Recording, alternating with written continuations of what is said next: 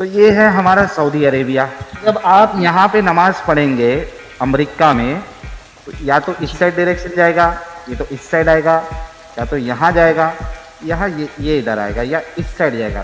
काबे की तरफ कभी भी नहीं आएगा। बात तो सही है। हम लोग जब उस तरफ से जब काबा की तरफ वो रुक करते हैं, काबा की तरफ कैसे रुख होगा? अगर चपटी होती धरती तो हो सकता था। यहाँ धरती चपटी नहीं है। हमारे जो कनेक्शन है वो घूम के उधर ही जाएगा। अच्छा, ऐसा तेरा घूम के इस साइड आता है? हाँ, काबा की तरफ ही आएगा। मैं बताऊं कैसे कर सकते हो तुम? बताओ। तुमको नमाज पढ़ना है इस एंगल में, यानी अपने पैरों को ऊपर कर देना है और सर को नीचे करना है। अस्सलामु अलैकुम वरहमतुल्लाहि वबरकातुहू।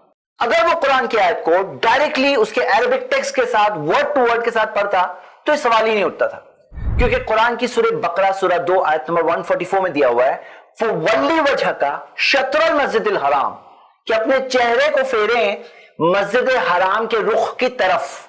शत्रल मस्जिदिल हराम यानी रुख, मस्जिद हराम की तरफ फेरे नहीं है, मस्जिद हराम के रुख की तरफ फेरे। मतलब क्या? मस्जिद हराम का जो डायरेक्शन है ना, वो डायरेक्शन की तरफ फेरे। और डायरेक्शन अगर आप देखोगे तो किस तरफ से? अगर अमेरिका में है तो मस्जिद हराम का डायरेक्शन जो है, जो डायरेक्शन जो हम दुनियावी तौर पे, जो हम इंसान जब जीते हैं तो किस डायरेक्शन में जाएंगे तो मस्जिद हराम आएगी। जो डायरेक्शन है वो डायरेक्शन की तरफ रुख फेरने कहा गया है, ना ये कि मस्जिद हराम की तरफ ही फेरना है। तो ये बहुत इंपॉर्टेंट पॉइंट है। अगर ऐसा दिया होता कि मस्जिद हराम की तरफ ही फेरो, और हाँ ऐसा होता है जब कोई मस्जिद हराम के पास है तो हाँ उसकी तरफ डायरेक्टली फेस करेगा, लेकिन कोई अगर दूर है तो फिर क्या करेगा? शत्रल मस्जिदिल हराम, मस्जिद हराम के रुख की तरफ अपने आप को फेरेगा। अब ये साहब जो वीडियो बना रहे हैं ना, इनके लिए लाजिम और जरूरी है कि जब भी ये कहीं पे ट्रैवल करके जाए, सपोज अमेरिका जाते हैं, तो जमीन को खोद के उसके अंदर से नीचे से ही जाना होगा। क्यों? क्योंकि उनको एक ही डायरेक्शन मालूम है, उनको यही डायरेक्शन मालूम है कि जमीन के नीचे से खोद के अंदर से जा सकते हैं, तो उनको वही करना होगा। Practice what you preach. सही बात तो यह है कि भाई एक तरीका होता है यस, जिसमें जमीन के अंदर से खोद के वहां तक जा सकते हैं। एक होता है सर, जो हम देखते हैं सरकमफ्रेंस के ऊपर से भी तो जा सकते हैं, ये भी तो एक तरीका होता है ना। वो एक ही डायरेक्शन होता है क्या? एक ही तरीका है जाने का।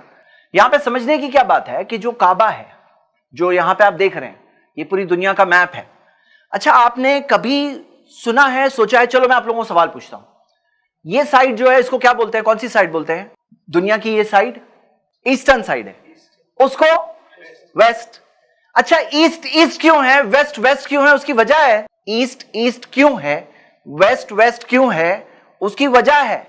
कोई कहेगा भाई दुनिया तो गोल है, नहीं, लेकिन उसमें भी वजह है कि सन जब राइज होता है तो ईस्टर्न साइड से राइज होता है और उस तरफ ट्रैवल करता है।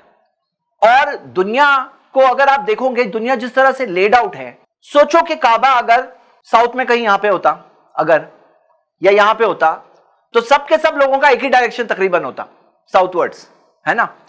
यहां पे काबा वर्ल्ड का जो लेड आउट मैप है, ये जो लेड आउट मैप के नॉट एग्जैक्टली द सेंटर, लेकिन कहीं उसके करीब ही है, अप्रोक्सीमेट।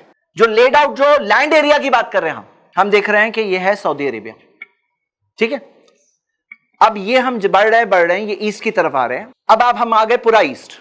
ईस्ट को ईस्ट क्यों बोलते हैं मैं वो बता रहा हूं। ये यहां पे आप देख रहे हैं, ये पूरा पैसिफिक ओशन जो है ना, एक बहुत बड़ी सी एरिया है। यानी अगर मैं ऐसा रख रहा हूं आपको सिर्फ सी दिख रहा होगा, हाँ। तो जब सन राइज होता है ना, तो ईस्टर्न साइड से राइज होता है और फिर सन ट्रैवल करता है, वेस्ट की तरफ ट्रैवल करता है।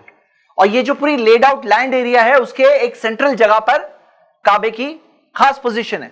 तो यहां पे बहुत इंपॉर्टेंट बात क्या है ना, ये जिस तरह से बात कर रहे हैं भाई, हमारे लिए काबा एक डायरेक्शन है, किबला एक डायरेक्शन है, ताकि नमाज पढ़ने का वक्त आए तो 10 मुसलमान 10 डायरेक्शन ना बोले।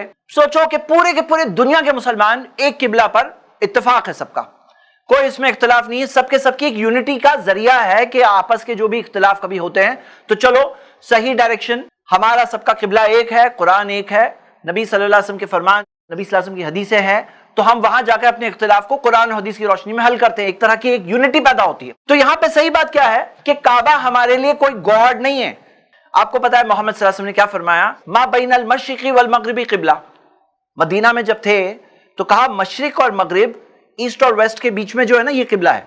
इसी वजह से स्कॉलर्स क्या कहते हैं कि काबे का अगर एंगल देखोगे, थोड़ा सा एंगल रॉन्ग हो गया तो कोई प्रॉब्लम नहीं है, ये जनरली एक डायरेक्शन है।